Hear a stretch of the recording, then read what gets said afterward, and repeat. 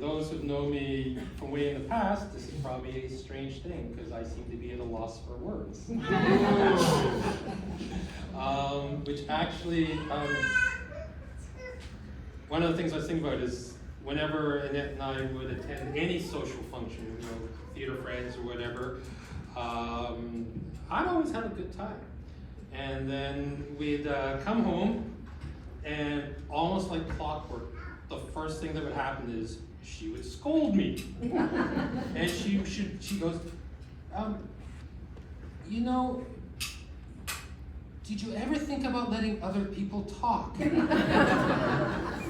And then she would say, I know you don't mean to dominate the conversation, and I'm only saying this because I love you. Well, for today, Annette, if you're listening, I am going to dominate the conversation, and it's because I love you. It's funny, I mean, I've said to a number of people, I lost both my parents to cancer, and you kind of think that life prepares you for things, and you know, okay, you don't want it to happen, but at least I understand what is going to happen. I can honestly say that losing a partner is a very different experience. I've been kind of searching for words to say, which, as others know me, that's often not the problem. But the words today are important, very important, probably the most important words in my life, other than when I said I do back in 2006. And I think part of the struggle is that if you're in this situation, there really are no words that can express it. I mean, I've said this to some people who, since Annette passed, I've met, who lost their partners in the past, who I've been to their funerals, and I apologized because I now realize that the words of condolence and sympathy that I expressed then weren't nearly enough. And I don't mean that in a bad way, because there are really no words. And I truly wish nobody to ever have to have this experience for themselves, but unfortunately, that is what life is. One of the things that's also been kind of funny over the past, funny is probably the wrong word, but you know what I mean, over the past 3 weeks is and I wish again that there'd been a lot fewer of them, all the past funerals and celebrations of life that I guess had the privilege to go to because I knew those people, not because they passed or anything. But comments and sayings that the ministers and priests said, and at the time I kind of just, took a lot of them for granted, like these are the things that ministers and priests say at these sort of things. One of them that resonated or came back to mind quite strongly was, I remember one, I can't remember whose it was, but saying that in order to appreciate happiness and joy, you have to accept sadness and despair. Because without sadness and despair, happiness and joy have no meaning. And if you live a life without sadness and despair, you've lived a very shallow life, because it means you've never had anything important in it that you were afraid or felt badly about losing. And he wasn't saying it to be all happy that you're going to be sad and despair. It was, the way he presented was, you have to accept it as a gift that you had one or more things in your life that were special. That because you are now grieving and you're despondent, you're sad, it meant that someone or something you let into your life and was so special that you can't help but feel the loss when it's gone. And unfortunately, as we all know, part of life is first having and then losing. Inevitably, we all like to think it doesn't happen, but it will, and everything. And those words mean a lot to me now. And in thinking about it, trying to discover what did Annette mean to me? The best way I can put it is, I'm going to say within minutes of her passing, I no longer knew who I was or what life meant anymore. What was the purpose?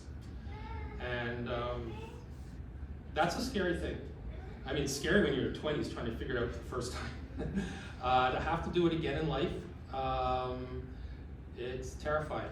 At the same time, the fact that it's terrifying meant that I had the privilege, the honor, that she let me into her life so that she could become part of mine. I still don't know what I did to deserve that. One day I may find out, but I'm very glad whatever it was, I did it. So that's kind of the best way for me to kind of express what Annette meant to me. And hopefully the journey going forward, I will discover those, not just for myself, because I do know she told me that she wanted that. And I know that every spouse who loves another spouse will say that to their other half, that you want to go on. And they mean it, but it's also, for anyone who's lost knows, that's an incredibly difficult journey because another saying another minister said that comes to mind is, one of the most wonderful things about life is that time heals all wounds. And one of the cruelest things about life is time heals all wounds. And what they were getting at there was, in order to heal, you have to let go. But anyone who's had someone special in their life knows the whole idea of letting go kind of feels like a betrayal of the person you were with. So it's kind of like a bit of a catch-22, and I guess everybody kind of has to figure out for themselves exactly how they take the steps down that journey. And I suppose, not wanting to turn this into me, that's what I'll probably have to figure out going forward, because I actually was not looking forward to today, and I don't want you to take that the wrong way. Part of me was so happy, and I do thank everyone who came out. I know there's nothing Annette would love better than seeing a crowd of people, and especially seeing a lot of people reconnect who haven't seen each other in years.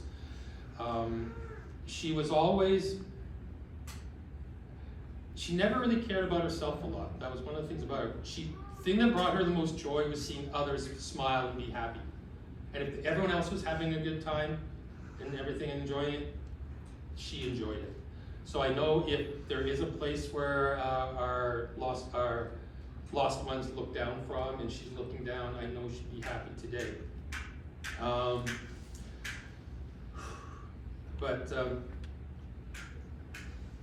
It's give me a second. Like I said, she would be happy, but it's knowing her. It's like, I know one of the things though, which would totally befuddle her and would totally surprise her, is that all of you are here today. Not because she didn't deserve it, but because she had this infuriating habit of not appreciating herself. She could never, we used to have these arguments discussions all the time, but she used to always ask me, why do people talk to me? Why do people like Michael? Because they like you. And she used to, the most infuriating question she would ask me is, why? And I'd be like, it's not obvious.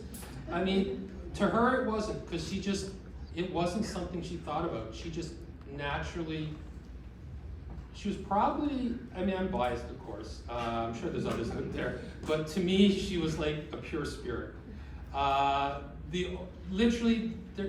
You hear the phrase said a lot, there isn't a cruel bone in the body.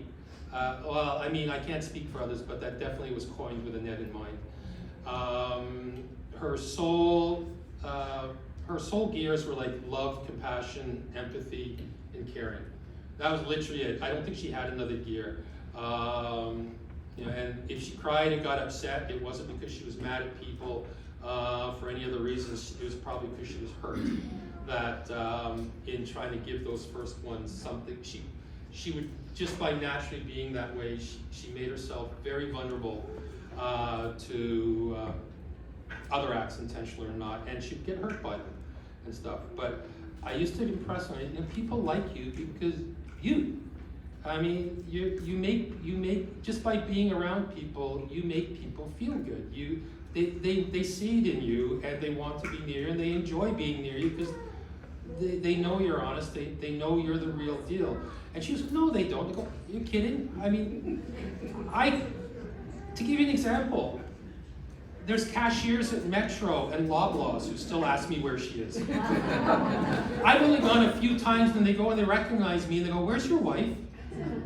And like, she knew all the cashiers and all, and you know what they all say to me? We loved your wife. You want to know why? Because she always asked us, was she doing the right thing and how she laid out the products? Was she, can I help you with the bagging? She wasn't caring about them do my job. She wanted to know how she could help them. And she couldn't understand why people would remember that. In thinking again about what she meant to me or how special she was.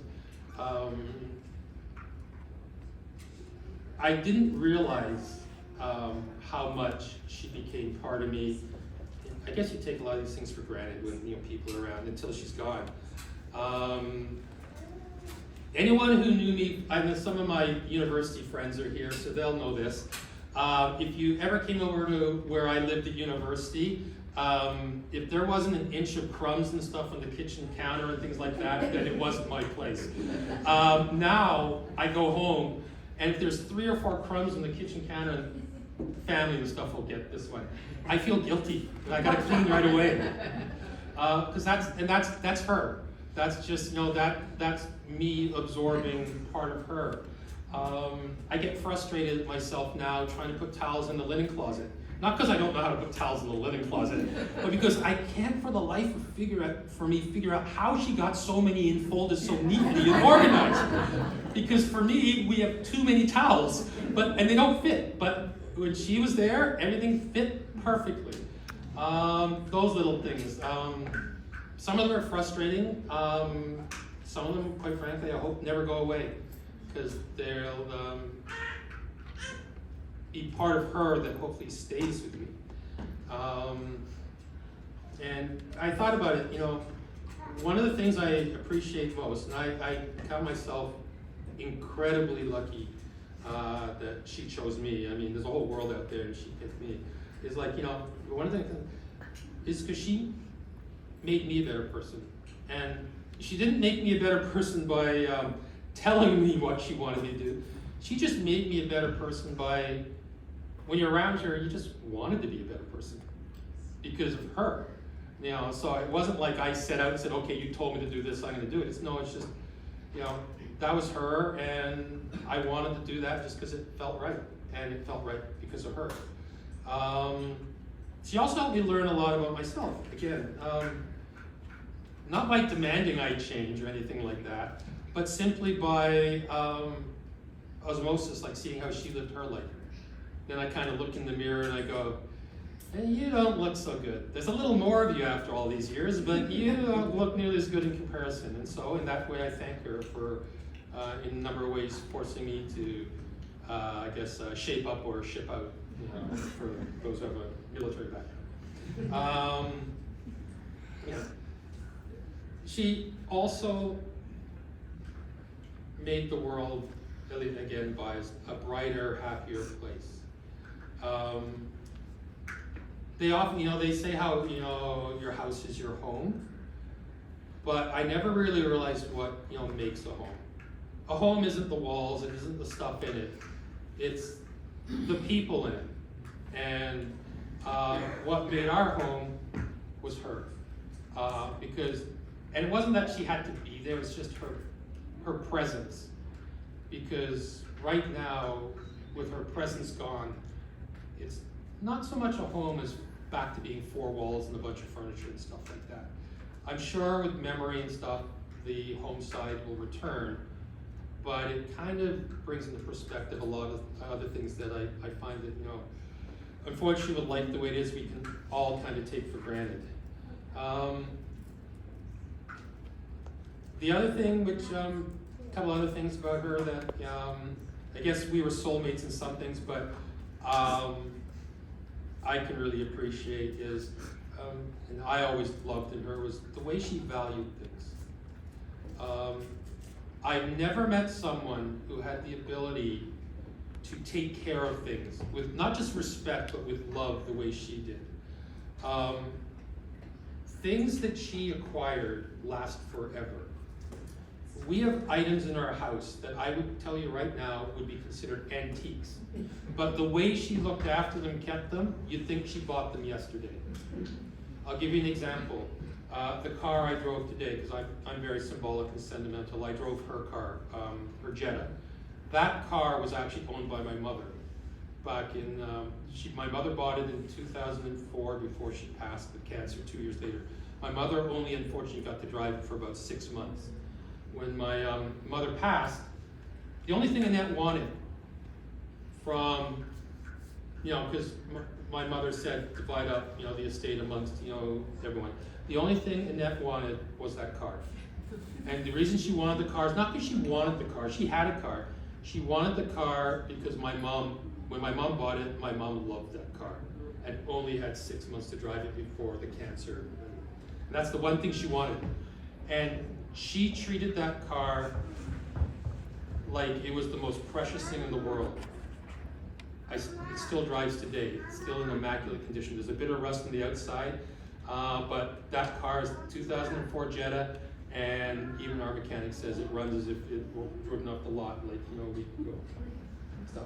You know, she has a vacuum cleaner that Vilma bought her way back as a wedding gift, way back when, and it's still, when I take it in for cleaning, the guy goes, "Why are you bringing this in?" Well, because my wife told me every 6 months I should do so. He goes, "Why?" "Well, doesn't it need cleaning?" "No, it's perfect." Probably won't be now because I'm using it. But like it literally was as if it had been out of the box. And she was like that with everything. Anyone, oh by the way, any of the theater friends here who ever gave her a card or anything, or anyone at work who ever gave her a card or anything as thank you or whatever, I can tell you right now, she still has it. I've been through the scrapbooks looking for photos. I found every single thank you card from all the shows she was in. I found a number of thank you cards and things from work. The one thing I do regret I didn't bring was all her awards for Best of the Best and everything like that. And I really regret. That's the one thing with everyone else I forgot to bring today, because to her they meant a lot. I don't know the whole single, but to her they were so special. They had an honored place in our house where she would look at those and they would just bring back warm feelings. But everything she kept.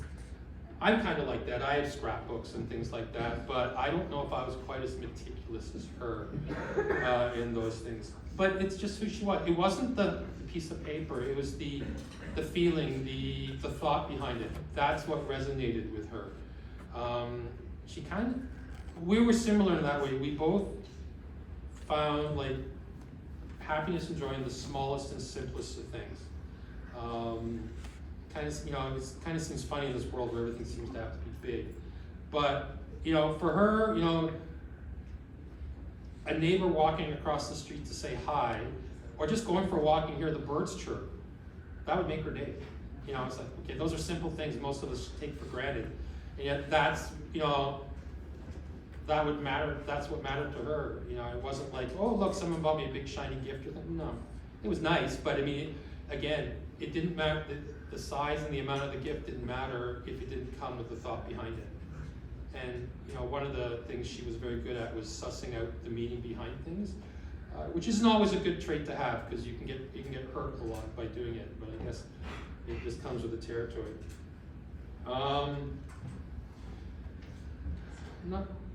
too much more. I guess. Yeah. I do want to say a little shout out to Fiona and Simba. Those are our cats who she loved. For those who don't know her, I always called Annette the cat whisperer because I don't know what it is, but cats loved her.